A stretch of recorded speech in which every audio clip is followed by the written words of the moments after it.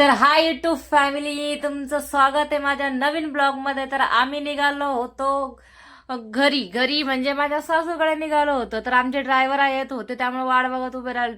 Finally driver आले. Driver म्हणजे माझा नवरा. मग गेलो घरी. घरी गेल्यावरती पहिली माझी मुलगी माऊकडे जाते. माझी बहीण तिथं राहते, माझी सासू जिथं राहते तिथं माझी बहीण राहते. तिथं गेली ती माऊकडं. तिला माऊ खूप आवडते.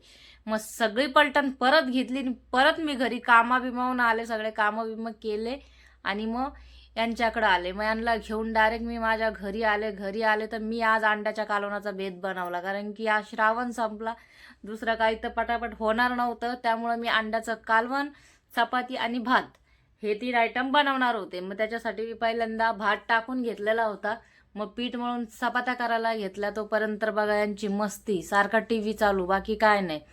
मस्त एकदम मऊ मऊ चपात्या केल्या. मस्त चपात्या झाल्या आज, कारण की मी थोड्या वेळ पीठ भिजत ठेवलेलं, त्यामुळे अजून माझ्या चपात्या सुंदर झाल्या.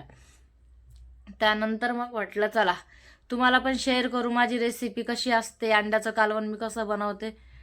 चला, आवडलं तर नक्की मला सबस्क्राईब करा आणि लाईक करा. मग त्यानंतर बघा मी मसाल्यात काय काय घेतलं. फक्त कांदा, टोमॅटो आणि खोबरं. मी हे 3 वस्तू भाजून घेतल्या. बाकी अद्रक, लसूण आणि कोथिंबीर हे कच्चंच होतं, मी ते काय भाजलं नाही.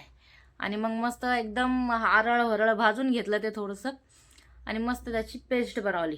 पेस्ट म्हणजे बनवली नाही अजून, पहिले म्हटलं अंडे उकडलेले होते ते सोलून घेतले, कारण की अंडे सोलायचा लय कंटाळा येतो. मग मी म्हटलं पहिले अंडे सोलून घेते. मग त्यानंतर मस्त मसाला मी तयार केला. जास्त बारीक पण नाही, जास्त जाड पण नाही, असं मीडियम मसाला वाटायचा. आणि बघा मी अंडे कसे सोडते ते एकदा बघा. पहिले तेल टाकलं, अंड्याच्या कापण्या करून घेतल्या. त्याच्यात माझ्या गावचा मसाला म्हणजे माझ्या माहेरवरून आणते, तिथे एक मॉमेडियनचं दुकान आहे. तो मसाला खूप छान म्हणजे फेमस आहे हा मसाला. आमच्या गावी कोणी पण आलं ना, किती लांबून आलं तर हा मसाला घेऊन जातात. एक कोथिंबीर आता टाकला तो कोथिंबीर, आधी टाकला तो मुसा खानचा मसाला असं त्याला बोलतात. तो मसाला खूप टेस्टी असतो, त्याच्यामुळे मी तोच वापरते. मग मस्त अंडे त्याच्यात परतले, मसाला टाकला, मस्त गरगर गरगर गरगर फिरवलं.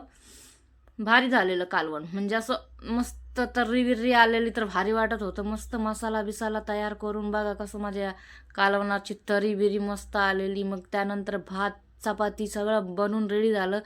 जेवून घेतलं. लय पसारा पडलेला होता. मग पुन्हा आवरलं मी घरातलं काम सगळं. तरी पण परत भांडे पडले घासायचे. म्हटलं चला ठीक आहे. तर चला भेटूया नेक्स्ट ब्लॉगमध्ये. Bye bye.